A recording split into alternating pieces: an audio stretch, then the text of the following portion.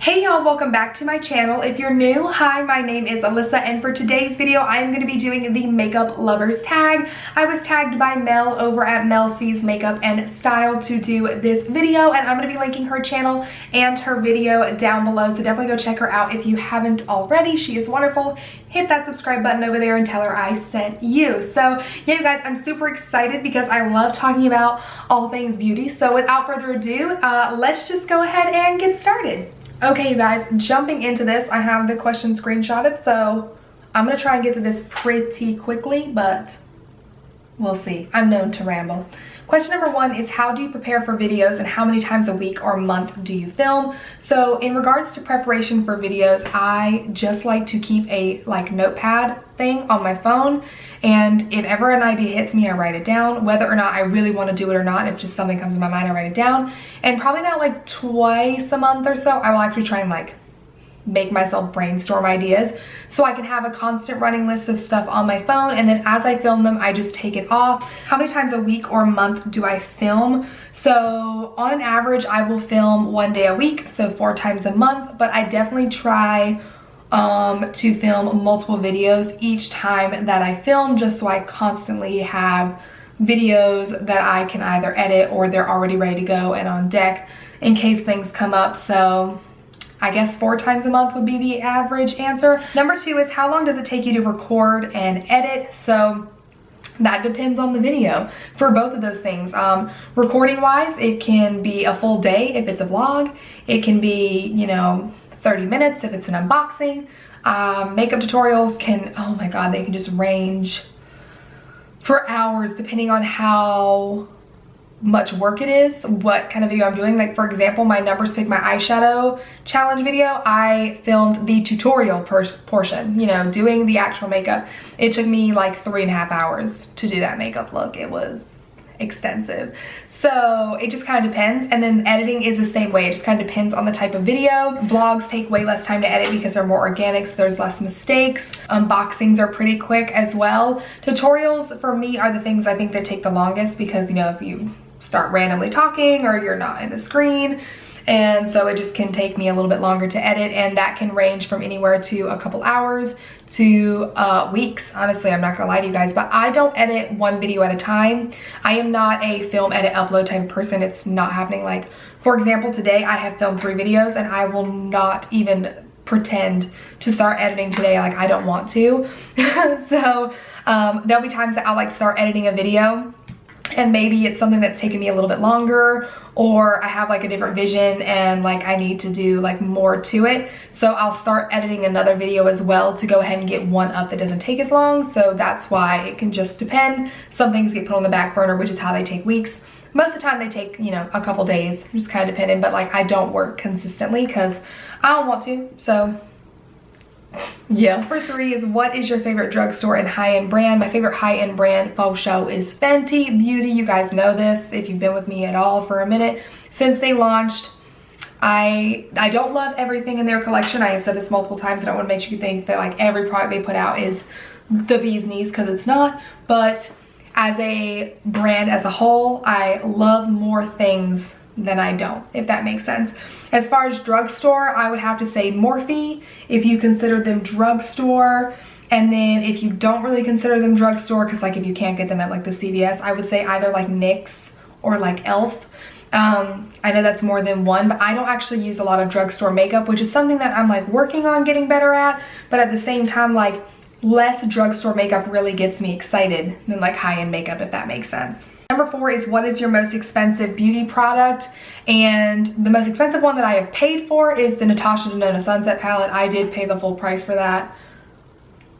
Never again. And then actually it's funny because this one I got today in my BoxyCharm, this 111 skin pollution droppy doodad thing. You put these little drops in your moisturizer.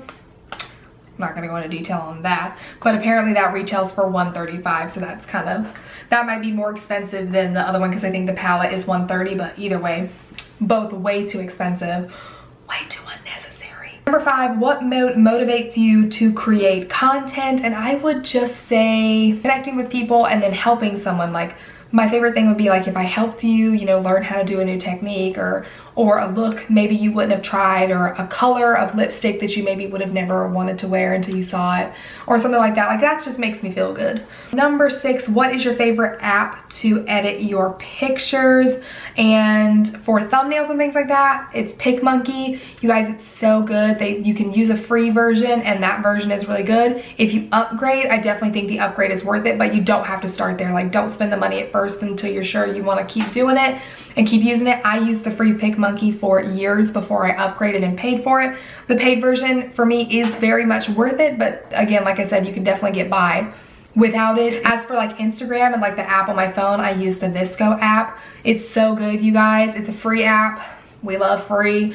And I definitely think it edits your photos really, really well. If you want to see like a tutorial on how I edit my photos maybe, or something like that, I can try and do that for you if that's something you're interested in seeing. I don't know.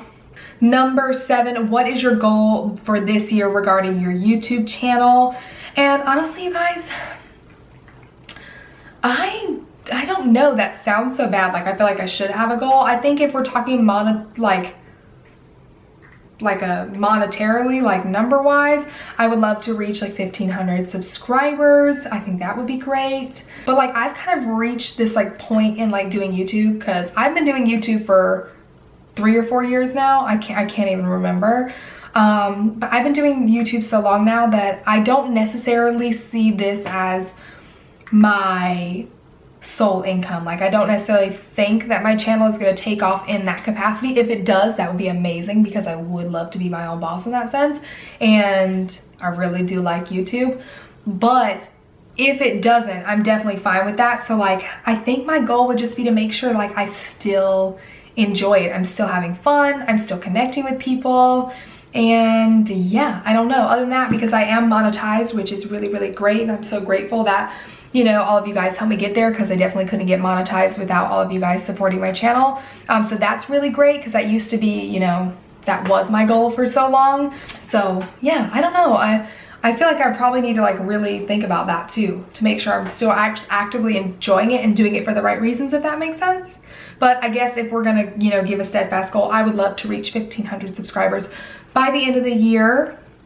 I think I definitely could do it. So if you're lurking, subscribe. Don't be rude. Like, come join the fam, help you grow out. Number 8, what influencers do you watch or follow for inspiration? So Casey Holmes is my top pick, because she was actually the first person I ever started watching on YouTube. I really love watching Nicole Guerrero, Crispy, Raw Beauty Christy, she's so good. J Kiss is another great one, especially if you don't like to wear foundation, because she doesn't.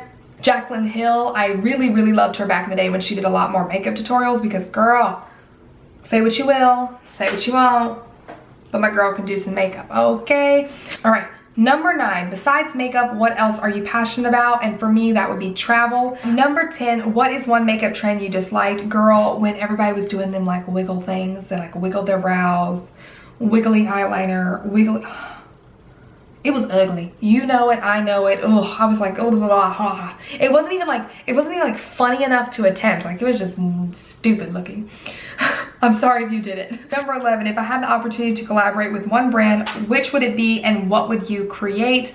Hands down, it would be Fenty Beauty, and I would love to create my own custom gloss bomb. Number 12, who or what inspired you to start a YouTube channel? That would be Casey Holmes, again, taking it back to her. The more I watched her, the more I was like, oh my gosh, I could probably do this. And then within my personal life, because I was starting obviously to wear makeup a lot more, like to go off and to do things, all my friends would want me to do their makeup or teach me how to do their makeup. I would have so many people in like my college classes and everything. They would always be like, you know, like, what lipstick are you wearing? What mascara is that? And I was like, gosh, if I'm telling these people and these people are curious, I could probably talk to a ton of people via YouTube. And I was like, why not? So finally I just like took a leap of faith and did it, and here we are.